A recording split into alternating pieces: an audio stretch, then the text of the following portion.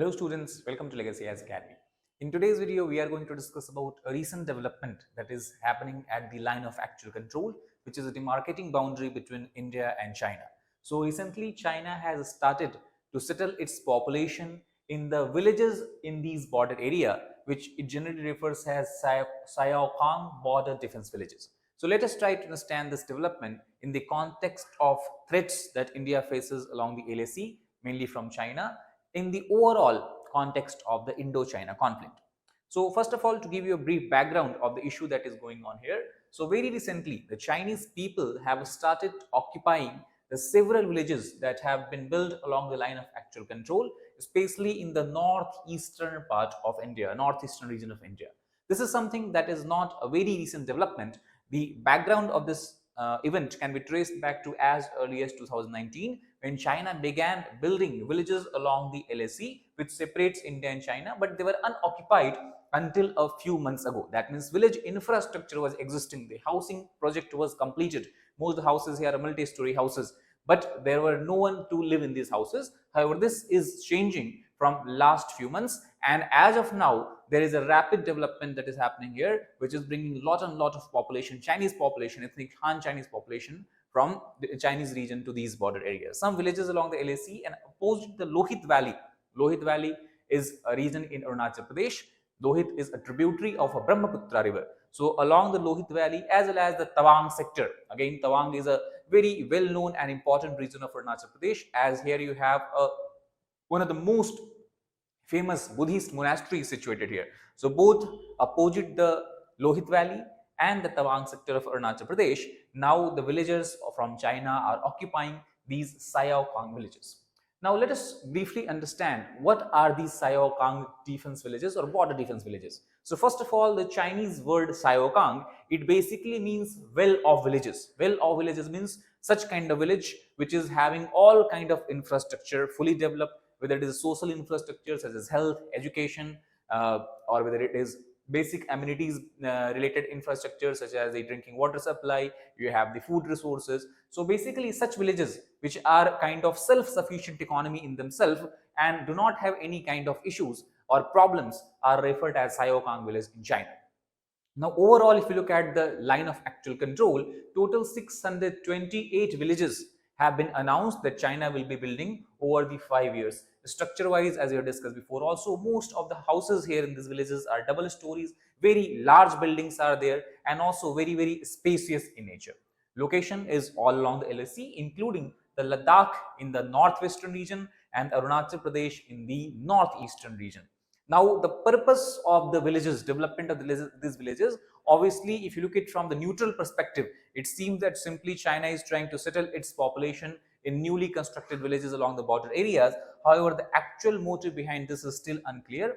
But if you talk about the strategic opinion on this, especially from the experts who have studied the Chinese strategy over a long period of time, they believe that these villages have been built up as a dual use infrastructure in the sense that though it seems that the civilian population is being relocated in these villages, if the need arises, China can also mobilize and station its military in these barracks or in these villages. That means in the time of war, in time of aggression, these villages can serve as already built structures to host Chinese military personnel. So the strategic committee looks at it as a way that China is trying to assert its claim and assert its dominance over the certain areas that lies along the line of actual control. Now let us try to understand about what actually is the line of actual control. So this can be simply defined as a boundary that separates India from Pakistan, India from China.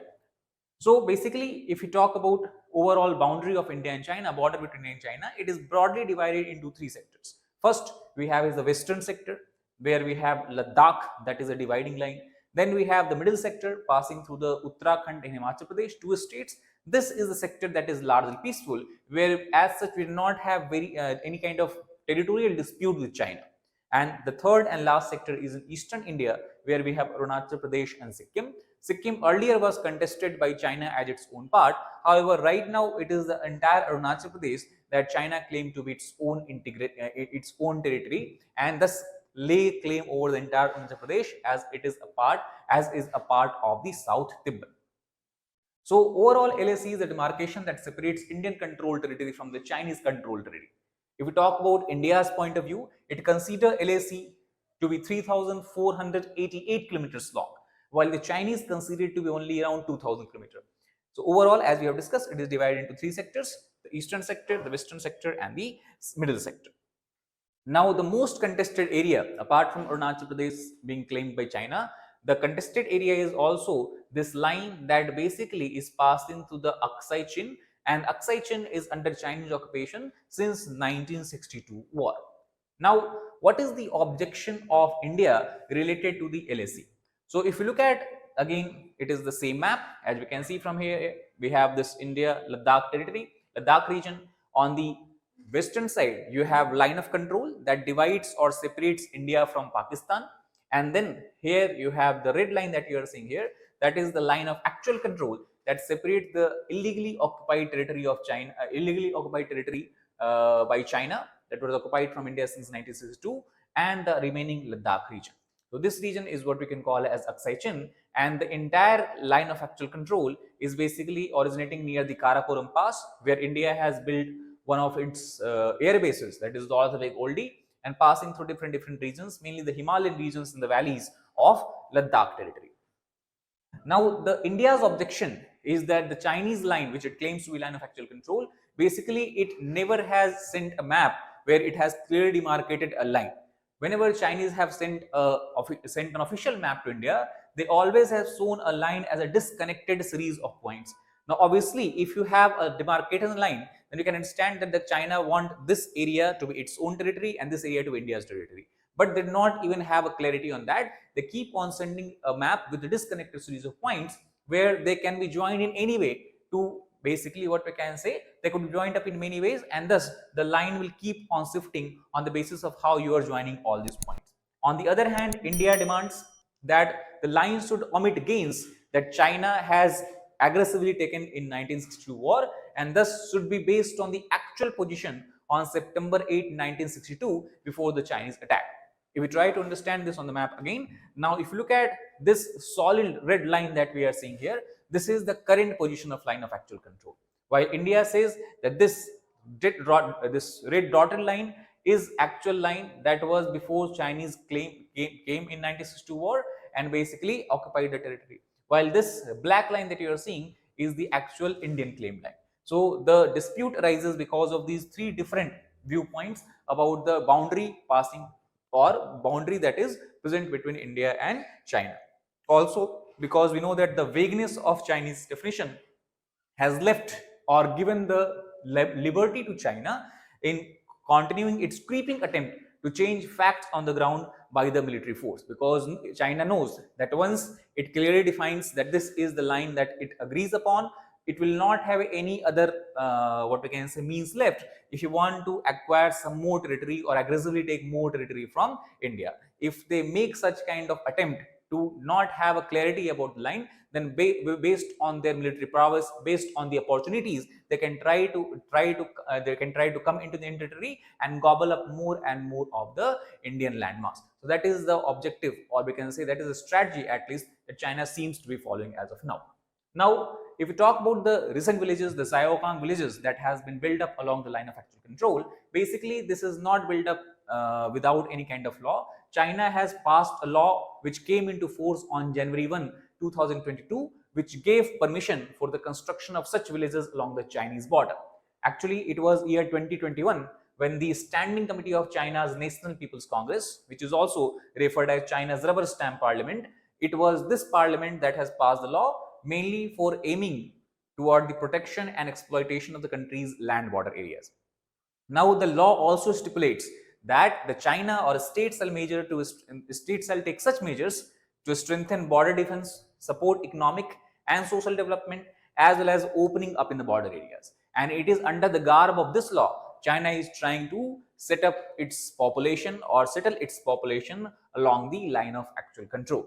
So what has been till now the response of India against such kind of infrastructure development and the settling of villages by the Chinese? side. So India also has taken a similar kind of stance, where recently government has talked about a project that is called as Vibrant Villages Program.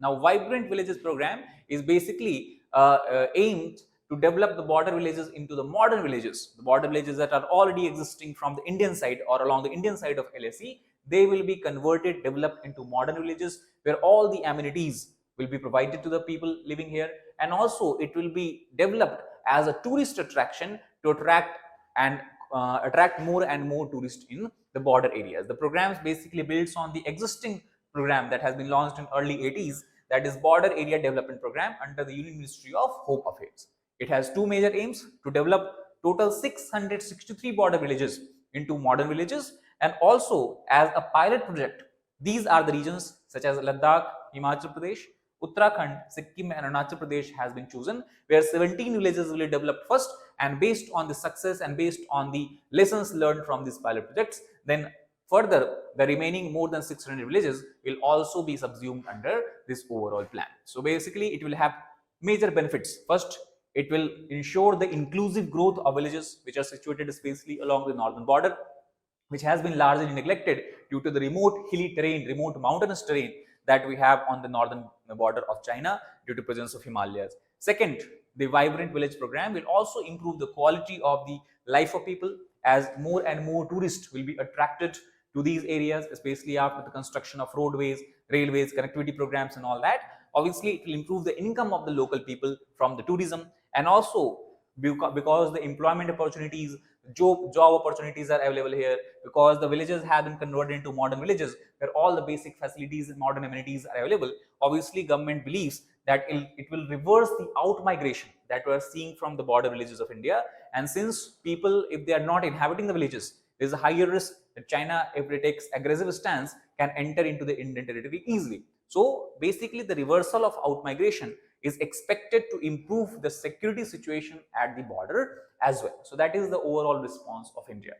Now, apart from the development of Xiaokang villages and model villages, both from China and India sides respectively, there are some other infrastructure project that is being developed by both China and India along the LAC. So China has been constantly building infra all along the LAC, including in Arunachal Pradesh Tawang region, as well as the Siang Valley. Siang again is the river name. Is the name of the river that is given to Brahmaputra. Actually, if you talk about river Brahmaputra, in the Tibet it is called as Sangpo, in Arunachal Pradesh it is called as Siang, then in Assam it is called as Brahmaputra, and then finally in Bangladesh it is called as Jamuna. So construction of new roads and bridges are going on to improve the connectivity through the passes. Then you have construction of houses and other infrastructure, especially in the Bhutanese territory. That is also why we have a dispute around the Chumbi Valley, that is tri-junction between India, Bhutan and China, the Doklam Plateau. And India, as a response, also is focused on strengthening its border infrastructure and improving forward connectivity with the construction of new roads, bridges and helipads.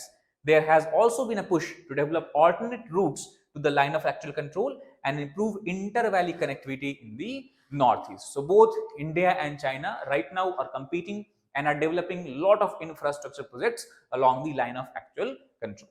So that is all about this particular issue. I hope you understood about the concept of Xiaokang Chinese villages which are being in the border areas, and what has been the response of India till now, and overall the context of dispute along line of actual control. Thank you very much.